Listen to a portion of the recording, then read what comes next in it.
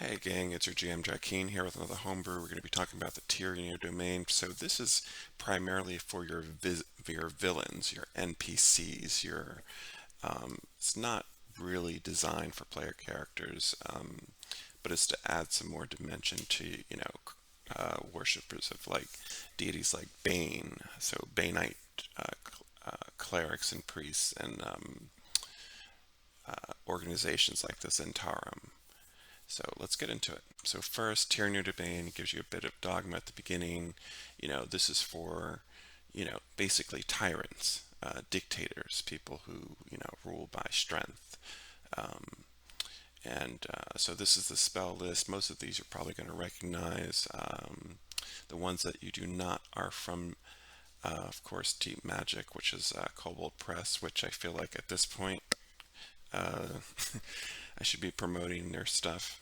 But anyway, let's get into it. So I'm going to cover the ones you may not be familiar with. So Agonizing Mark. This is a very sort of Emperor Palpatine kind of spell. Black energy issues forth from you.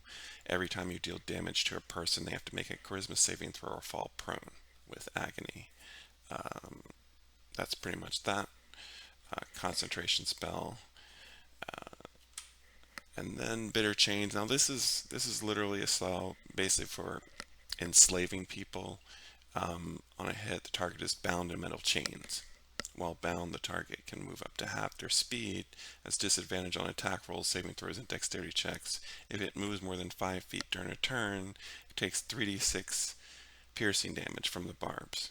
Okay, and then it gives checks to get out of it. So that's that. Um, Blade of Wrath. Now, this is listed as an angelic spell, but you can kind of turn it to worshippers of Tyranny or Bane. It's a bonus action spell with concentration. Summons a blade. On a hit, the target takes 2d8 fire damage, 2d8 radiant damage.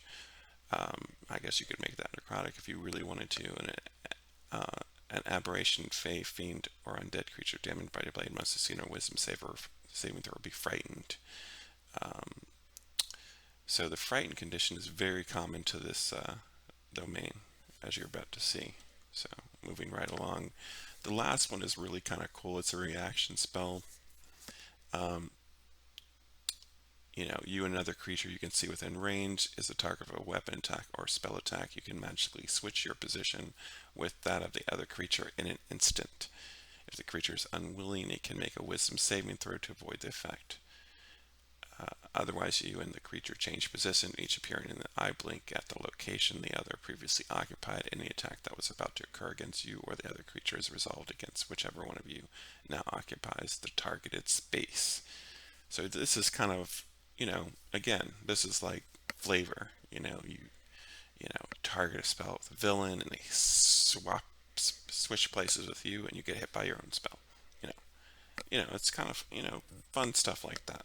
This is villain stuff right here. So, um, first level Dread Priest. You gain proficiency in martial weapons and heavy armor, which is kind of normal to the Zhentarim.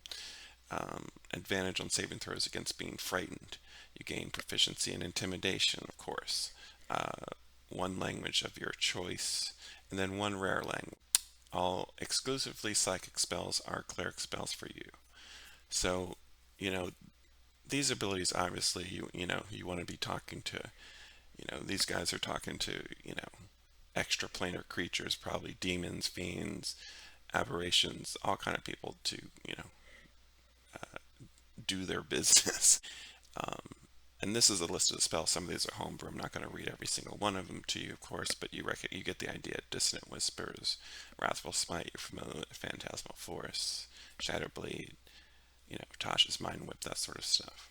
Um, and what I like about this spell is, a lot of these spells probably wouldn't get a lot of play otherwise. So giving them to your villains, it kind of like, oh wow, it kind of adds just another dimension to their villainy. Moving right along, at second level you get Channel Divinity, and again, um, creatures you choose make a Wisdom saving throw. They're frightened of you for 1 minute. Affected creatures have to use their action to make another wisdom saving throw to end this effect, which is kind of, it's a little short range, but it is interesting that they have to use their action. Tyrannical domination. Basically, you gain immunity from being frightened, of course. Um, and these are all spells to manipulate people that you gain an increase to your DC. So,